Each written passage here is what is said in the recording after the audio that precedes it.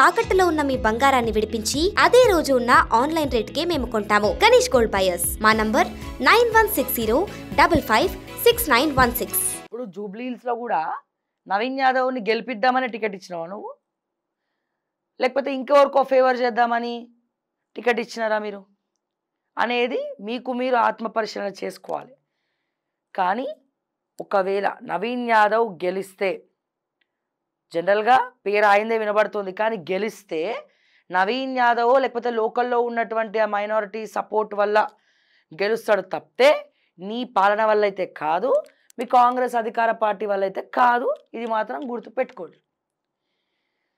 So ఈ పంచాయతీ ఎన్నికలు court అడుగుతుంది, ఎప్పుడు పెడతారు అని గవర్నమెంట్ని. ఏం చేయాలో అర్థమవుతలేదు. అప్పుడు ఏం చేయాలి రేవంత్ రెడ్డి గారు? బీసీ అనేది ఒకటి పట్టుకున్నాడు. ఫ్యూచర్లో ఇవి నాకు ఓట్లు చీల్చడానికి కూడా వనికొస్తాయి అని చెప్పి సో కాల్డ్ బీసీ నాయకులు కొంతమంది రేవంత్ రెడ్డి గుప్పెట్ల అమ్ముడు పోయినారు. కొంతమంది బీసీ నాయకులు అమ్ముడు పోయి చిచ్చు పెట్టి నిప్పు రాజేసి చోద్యం చూస్తున్నారు. దీనికి తోడు రిజర్వేషన్ పేరుతో ఎట్లాగో నువ్వు రిజర్వేషన్ ఇవ్వాలంటే గవర్నర్ ఆమోద ముద్ర తెలపాలి. అసెంబ్లీలో అన్ని పార్టీలు కలిసి బిల్ పాస్ చేసినారు. బిల్ పాస్ చేసిన తర్వాత గవర్నర్ దగ్గర అది ఉంటుంది, గవర్నర్ దగ్గర అది ఆమోద ముద్ర తెలపాలని ఉంటుంది. ఓకే, కానీ ఎందుకు తెలపట్లే బీజేపీ? రేవంత్ రెడ్డి గారు మీకు ఎవరితో సత్సంబంధాలు ఉన్నాయి? ఇది జగమెరిగినటువంటి సత్యం. నువ్వు కొట్టినట్టే చెయ్యి, నేను ఏడ్చినట్టే చేస్తా. నువ్వు కొట్టినట్టే చెయ్యి, నేను ఏడ్చినట్టే చేస్తా అన్న ప్రక్రియలో అయిపోయింది. ఇక అదొకటి. పాయింట్ నెంబర్ 1, అసలు ఇదంతా ఎందుకు రేవంత్ అన్న? తమిళనాడులో ఇట్లనే బిల్స్ ఆపేస్తే ఆమోద ముద్ర గవర్నర్ తెలపకపోతే స్టాలిన్ లాంటి వాళ్ళు అక్కడ తమిళనాడు గవర్నమెంట్ కోర్టులో కేసేసింది, సుప్రీంకోర్టులో. సుప్రీంకోర్టు ధర్మాసనం కూడా తీర్పిచ్చినట్టుంది. కావాలంటే దాంట్లో సెర్చ్ చేయండి, నాకు తెలిసి ఒక 6 months అవుతుంది ఏమవుతుందో. ఎందుకు నేను ఒక క్వశ్చన్ అడితే ఈ డ్రామాలు ట్రోమాలు నా వల్ల కాదు.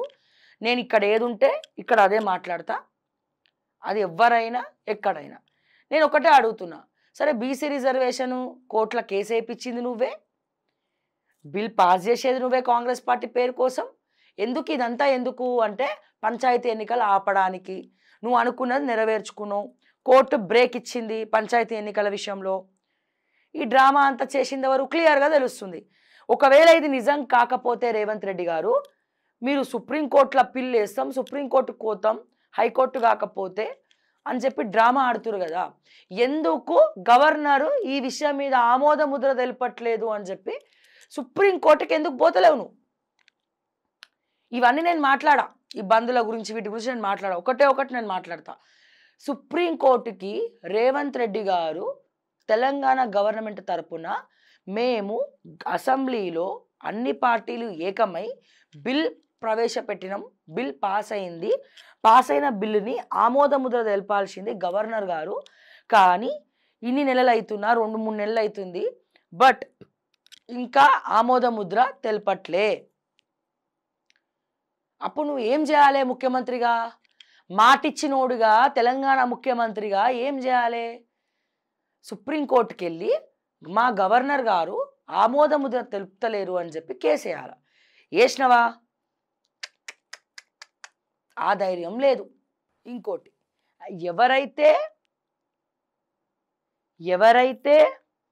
ఓటుకు నోటు కేసుల నీ కేసు వాదించిండ్రో వాళ్ళకే ఇప్పుడు సెలెక్ట్ చేసి మరి పదవి ఇచ్చినావు నువ్వు. నిజం కాదా? అవాస్తవమా? వాళ్ళకే ఇచ్చినావు కదా పదవి. ఎవరైతే ఓటుకు నోటు కేసుల కీలకంగా ప్రతిపక్షంలో ఉండి నీ కేసు వాదించినారో ఆ వాదించిన వాళ్ళకి నువ్వు ప్రయారిటీ ఇచ్చినవా లేదా? ఇవన్నీ నిజాలు మాట్లాడితే నిష్ఠూరంగానే ఉంటుంది. సో నేను ఏమంటున్నా రేవంత్ అన్న, ఇవన్నీ ఎప్పుడో చేసినారు, ఒక 10 years బ్యాక్ 20 years బ్యాక్ ఇవన్నీ కుట్రలు చేసినారు, కథం అయిపోయింది. బట్ ఇది 2025 పబ్లిక్ అప్డేట్ అవుతున్నారు. సోషల్ మీడియా, ఫేస్బుక్ ప్రతి ఒక్కరికి ఉన్నది. గ్రామాల్లో ముసలోళ్ళు కూడా మా యూట్యూబ్ ఛానళ్ళు చూస్తున్నారు. వార్తలు జెట్ స్పీడ్ లాగా వెళ్ళిపోతున్నాయి. అప్డేటెడ్ వర్షన్ తోటి ఉన్నారు పబ్లిక్ అంతా. ఇవన్నీ వాళ్ళకి తెలియదా? అంత అమాయకుల? ఏం తెలియదా? అన్నీ తెలుసు. కాకపోతే కొంతమంది చేసే తప్పేందంటే డబ్బులు తీసుకొని ఓట్లేయడం. ఇది ఎప్పుడైతే మారుతుందో అప్పుడు వ్యవస్థ మొత్తం కూడా అద్భుతంగా ఉంటుంది. సో ఇటువంటి పరిస్థితిలో ఇక మీరు ఆలోచించుకోవాలి, ఇదంతా కూడా డ్రామా ఎవరి కోసం, దేనికోసం అని. సరే, ఇదంతా ఒక సబ్జెక్టు. ఓకే, ఇదంతా కూడా క్లియర్గా మనం మాట్లాడుకున్నాం. మింగా మెతుకు లేదు మీసాలకి సంపెంగ నూనె అన్నట ఇలాంటి వాడు కూడా వెనుకకి. ఎందుకని? అరే ఈరోజు తినడానికి గతి లేదు, రేపు నేను బిర్యానీ తింటా, బీరు తాగుతా. ఇవాళ ఉట్టి అన్నం వండుకొని పచ్చడి మెతుకులు తినడానికే దిక్కు లేదు, రేపు ఫ్యూచర్లో మాత్రం నేను బిర్యానీ, మామూలు బిర్యానీ కాదు, చికెన్ మటన్ బిర్యానీ తెలంగాణలో తింటాం అన్నట్టు అయిపోయిందా రేవంత్ అన్న నీ పాలన? ప్రజెంట్ విజనే లేదురా నాయన అంటే ఫ్యూచర్ విజన్ గురించి పైసలు ఖర్చు పెట్టి సర్వే చేయిస్తుండమ్మా పుణ్యాత్ముడు మా రేవంత్ రెడ్డి. ఇంతకన్నా గొప్ప ముఖ్యమంత్రి ఎక్కడ ఉంటాడా? ఇప్పుడే నిల్వ నీడ లేకుండా చేస్తున్నాడు, ఇప్పుడే హైడ్రా బుల్డోజర్ ఏడికెళ్ళి వస్తుందో అర్థం కావట్లే. శనివారం ఆదివారం బాబోయ్ భయమవుతుంది. ఇవాళ శనివారమే కదా అబ్బాయి, ఇవాళ రేపు ఆదివారం. ఓకే, శనివారం ఆదివారం అనగానే భయమైంది. ఇవాళ పొద్దున్నే నేను చూసినా మళ్ళీ ఎక్కడ పోతారా, ఏం బుల్డోజ్ చేస్తారా అని. శనివారం ఆదివారం కథం.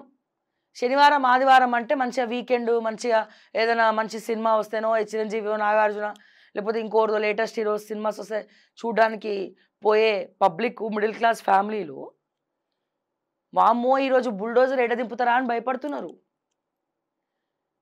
నిలువ నీడ లేకుండా చేస్తుంది మీ ప్రభుత్వం. పాయింట్ నెంబర్ 1, ప్రజెంటే లేదు, ఇక ఫ్యూచర్ అట, దానికో సర్వేనట, తొక్కలో సర్వే, మళ్ళీ దానికొక విజన్ అట. అరే ఇప్పుడు ఫీజు రియంబర్స్మెంట్లు లేవు. ఫీజు రియంబర్స్మెంట్ల గురించి ఎందుకు మాట్లాడవు రేవంత్ అన్న? నిరుద్యోగ భృతి ఇచ్చే గతి లేదు. ఏవైతే యువ వికాసం కింద 10వ తరగతి చదివిన వాళ్ళకు, ఇంటర్ చదివిన వాళ్ళకు, డిగ్రీ చదివిన వాళ్ళకు, పీజీ చదివిన వాళ్ళకు పైసలు ఇస్తాను, ఎలక్ట్రిక్ స్కూటీలు ఇస్తాను, వీటికి దిక్కు లేదు.